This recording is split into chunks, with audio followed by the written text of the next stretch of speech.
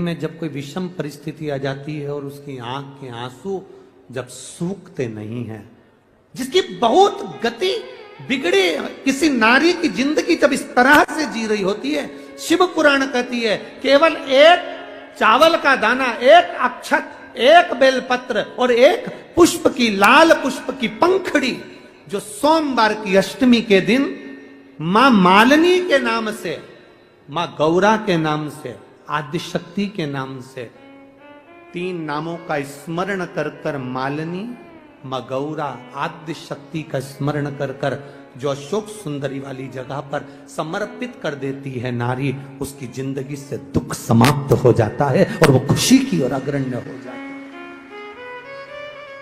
मां मालिनी कोई साधारण नहीं है, गजमुखी है ये, जिसके मस्तक, जिसका शीश गज का है, साधारण नहीं है ये।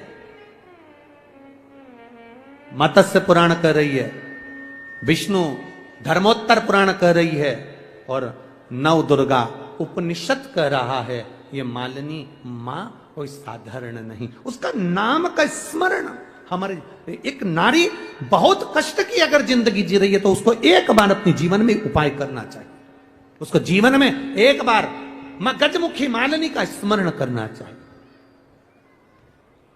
उसकी भक्ति कम नहीं, दुख समाप्त। वो गजमुखी मालिनी एक लाल चंदन में भिड़ा हुआ अक्षत, एक बेल पत्र, एक फूल, लाल फूल की एक पंखड़ी हो, फूल भी नहीं हो तो पंखड़ी भी, मां मालिनी गजमुखी को जब दिया जाए तो वो सुख प्राप्त करती है। सुख, शंकर भगवान के जितने संतान उतना गजमुखी मालिनी ने अपने को गोदी में खिलाया। अशोक सुंदरी को, गणेश को, कार्तिक षडानंद को, जया, विषहरा, शामरीवारी, दौतली देव, ये सब कन्याओं को, बेटों को मां मालिनी अपनी गोदी में खिलाती, दुख समाप्त कर देती। जब कोई चढ़ाता है ना अशोक सुंदरी वाली जगह पर ये वस्तु, तो मां मालिनी उसको गोदी में खिलाती, उसको दुख नहीं आने देती। मां मां होती है। अब तुझे संभाल लेना, अब तुझे देख लेना, अब मैं क्या बोलूं, मैं क्या देखूंगा।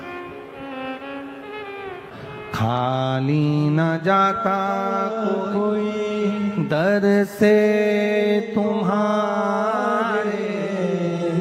मैं भी खड़ा हूँ नदी पारे फसारे। ब्रह्मा जी को विश्वास नहीं हुआ कि नारायण भगवान के पिता शिव हो सकते हैं, यह भरोसा नहीं, यह विश्वास नहीं। हमको भी भरोसा नहीं होता, हमको भी विश्वास नहीं होता है क्या शिव जी पे चढ़ा हुआ जल रोग से मुक्ति दे सकता है? क्या शंकर भगवान पे चढ़ी हुई बेलपत्र खाने से शुगर, बीपी बराबर रह सकता है? आप में से कई लोग बैठे होंगे जो बहुत दिन से शुगर के लिए बेलपत्र खा रहे होंगे और आपकी भी शुगर लेवल में बाबल चला रहा होगा, दवाई की जरूरत नहीं पड़ रही होगी। ये उसके ऊपर है, भरोसे के साथ खाइए।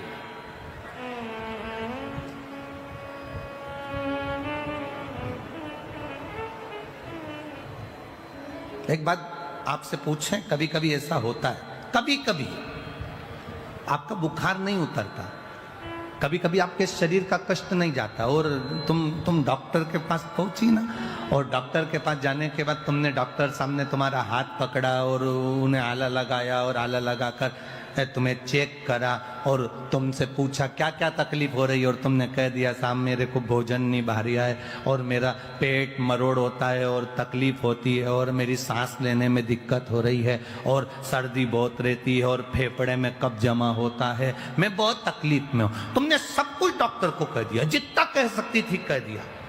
अब क्या हुआ, डॉक्टर ने गोली दी और गोली तुम कब जाकर खाओगे? घर जाकर। पर ईमानदारी से बोलना, गोली तुम घर पर जाकर खाओगे, गोली खाने के बाद वो असर करेगी, पर तुम डॉक्टर के पास जब पहुंची, जब कैसी हो रही थी, एकदम लुस्त, एकदम ऐसी हो रही थी जैसे मर जा रही। एकदम पड़ी है। वो डॉक्टर के यहाँ पहुंची, पहुंचने के बाद उसने देखा, तुमने उसको सब बता दिया, उसने गोली लिख दी। उसके बाद में तुम जब डॉक्टर के यहाँ से वापस जाती हो, गाड़ी में बैठ कर गई, तब तक तुम्हें इतनी अच्छे लगने लगता है कि मैं थोड़ी थोड़ी ठीक हो गई। केवल डॉक्टर ने नब्ज देखी, केवल डॉक्टर ने तुमसे पूछा, केवल डॉक्टर ने तुमको चेकअप करा, केवल डॉक्टर ने अभी तो गोली लिखी और खाई भी नहीं, अभी तो घर जाएगी खाएगी, उससे पहले घर आते से ही 2 घंटे के अंदर तो टनटनाट एकदम बढ़िया हो गई। अभी तो गोली खाई नहीं, गोली तो खाना खाएगी फिर खाएगी, पर उससे पहले तो ठीक हो गई। अर्थात कारण क्या था? क्या डॉक्टर के हाथ में क्या जादू था? क्या डॉक्टर के हाथ में कोई ऐसी एनर्जी थी जिससे तू ठीक हो गई? ना ना ना, शिव पुराण कहती है डॉक्टर के पास जाकर तुमने अपने दिल का जो गुब्बार था, अंदर की जो बात थी, जो जो तकलीफ हो रही थी, वो सारी तकलीफ तुमने डॉक्टर से कह दी। कहकर तुम हल्के हो गए, इसलिए तुम ठीक हो गए। तुम अपने दिल की बात भगवान से कहकर हल्के हो जाते हो। आप अपने मन की बात, अपने हृदय की बात, अपने दिल की बात, अपने भीतर की बात परमात्मा से कहो, हल्के हो जाए। भक्ति इसी को कहते, भरोसा इसी को कहते, दृढ़ता इसी को कहते। सब कुछ छूट जाए, सब कुछ चले भी जाए, तो तुम्हारी दृढ़ता, तुम्हारा भरोसा, तुम्हारा विश्वास जाना नहीं चाहिए।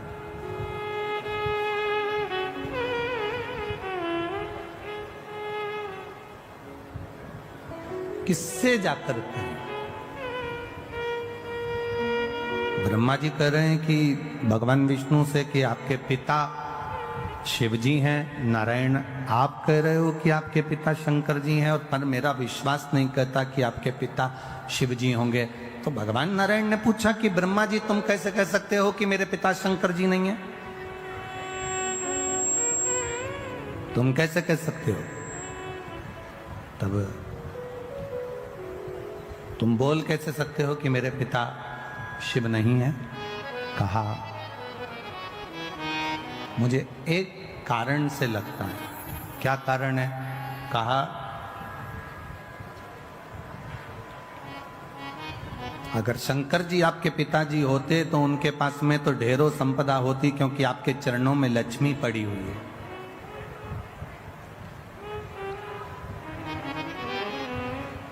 आपके चरणों में लक्ष्मी है, आप बैकुंठ का निवास करते हो, आपके पास में ढेरों संपदा है, आपके पास में ढेरों सुख है, लक्ष्मी है, अष्ट लक्ष्मी आपके पास में विराजमान है, ढेरों संपदाएं आपके पास में विराजमान है, ढेरों संपत्ति आपके पास में विराजमान है।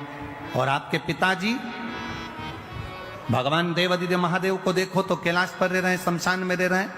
उनके पास में क्या है? गले में सांप पड़ा हुआ है, धतूरा रखा हुआ है, बेलपत्र रखी हुई है, गंगा जी का जल रखा हुआ है, मुंडों की माला, रुद्राक्ष की माला, केवल यही उनके पास में।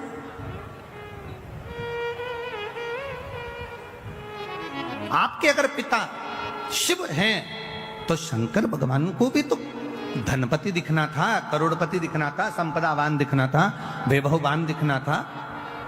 फिर वो कमजोर क्यों दिख रहे हैं? फिर उनके पास में ये कुछ संपदाएं, ये सत्ता, ये वैभव, ये सारा सुख उनको तो नहीं दिख रहा।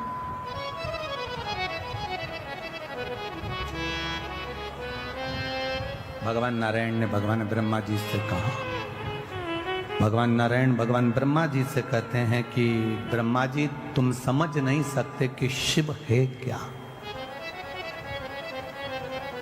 शिव क्या है समझ नहीं सकते।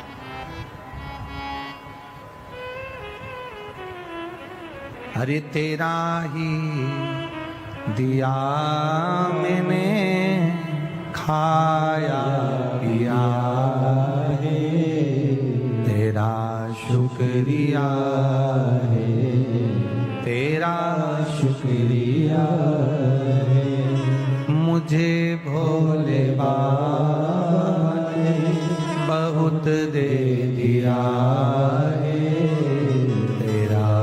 शुक्रिया है, तेरा शुक्रिया है। ये जायदाद दी है, औलाद दी है, ये जायदाद दी है, औलाद दी है। मुसीबत में हर वक्त इमदाद दी है, मुसीबत में हर वक्त इमदाद दी है। तेरा ही दिया मैंने खाया पिया है, तेरा शुक्रिया है, तेरा शुक्रिया है। ब्रह्मा जी ने कहा मैं विश्वास नहीं करता। एक पर्वत जिसको घुमाना भगवान विष्णु ने और भगवान ब्रह्मा ने प्रारंभ किया, पर्वत घुमाते घुमाते घुमाते घुमाते अग्नि का खंभ प्रकट हुआ, एक लिंगायत आकृति प्रकट हो गई, शिवलिंग प्रकट हो गया। शिवलिंग प्रकट हुआ तो ब्रह्मा जी ने कहा इनका सिर कहाँ, पाँव कहाँ? ब्रह्मा जी शिव जी का सिर देखने के लिए आकाश मार्ग से ऊपर की ओर बढ़े। ब्रह्मा जी जब ऊपर की ओर बढ़े, भगवान नारायण शंकर भगवान का चरण ढूंढने के लिए नीचे की ओर गए। भगवान विष्णु को शंकर भगवान का चरण नहीं मिला।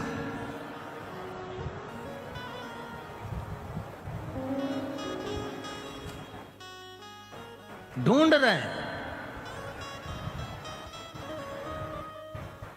भगवान विष्णु वापिस आ गए। ब्रह्मा जी से कह दूंगा चरण नहीं मिला, वापिस। और कितनी विद्वत्ता है मेरे नारायण में, कितनी विद्वत्ता भरी है मेरे भगवान विष्णु में। वो शंकर जी के चरणों को ढूंढने के लिए गए और ब्रह्मा जी की विद्वत्ता देखिए, वो शीश ढूंढने के लिए गए। सार